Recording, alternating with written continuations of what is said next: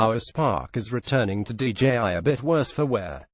As a rule, we try to send products back to companies in the same state they arrived, but that's a hazard of real-world testing a product with 4 spinning blades. Sometimes things end up covered in dirt and grass and the sacrificial blood of one poor TC staff member. The Spark is, at once, an impressive feat of engineering and a reminder that drones are a ways from being true mainstream devices.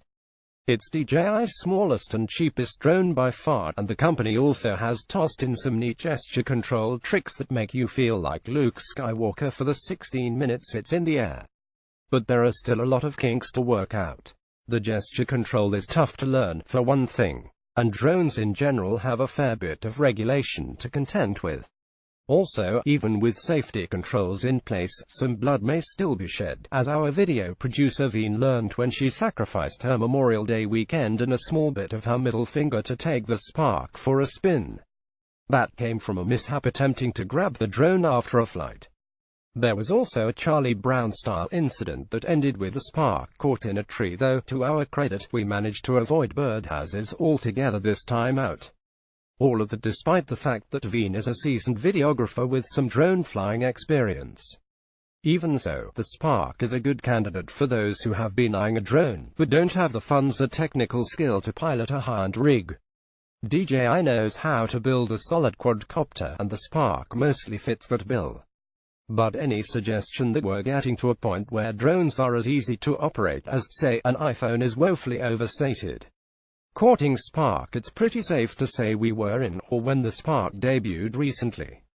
It had been about half a year since the Mavic Pro first started shipping, and here was DJI introducing something even smaller. The demo went off without a hitch and people started tossing around terms like game changer to describe the new product. And it really is an impressive little device. The Spark weighs a full pound less than the Mavic and is roughly half its size. You really can hold it in the palm of your hand. Though unlike the earlier model, the new drone has fixed arms, so it's roughly the same size as the Mavic is when its arms are folded into its body. The smaller size comes with some compromises, however. The camera and the gimbal have been downgraded.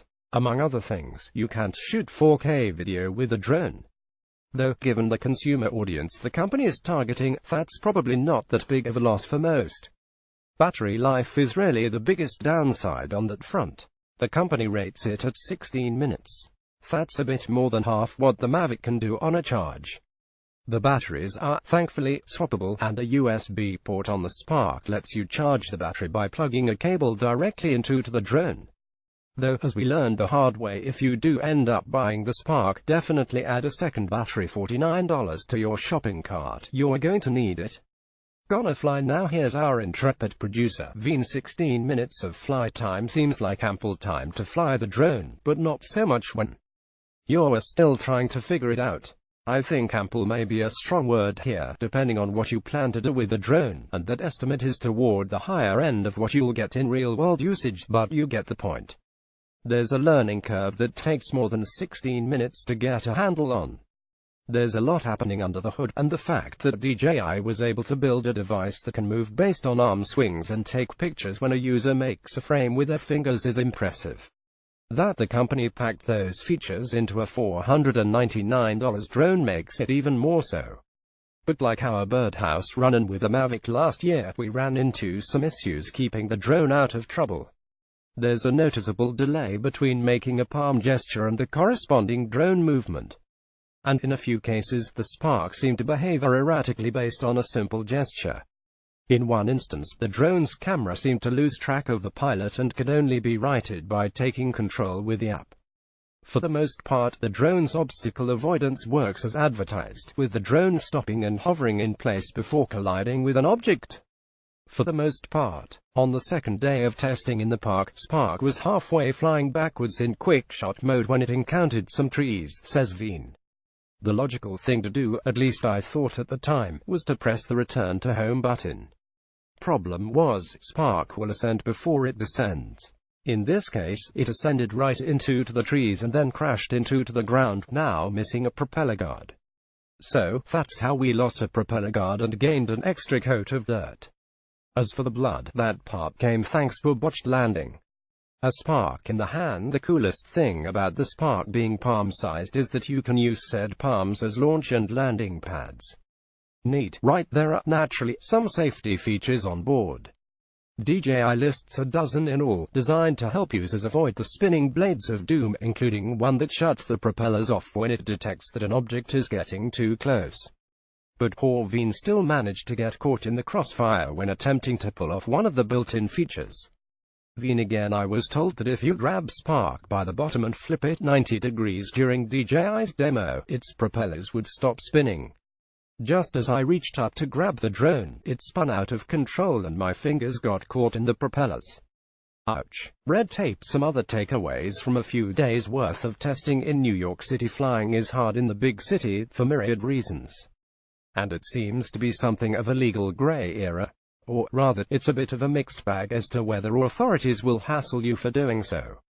Either way, it's best to avoid crowds at all costs.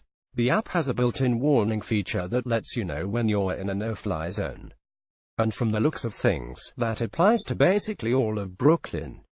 The drone needs a lot of space, particularly for modes like Quick Shot, which creates a 10-second video designed for sharing on social. It's small, but it's loud. It's got that lawnmower-style buzz that Veen helpfully compares to killer bees. If you're flying it around people trying to enjoy a quiet picnic in the park, prepare to be that asshole. A gateway drone. Truly mastering the drone takes more than a couple of days of testing, of course. But that brings into sharp relief the fact that the Spark isn't really the beginner's product it might have seemed at first. The simple fact of the matter, though, is that such a device doesn't really exist yet.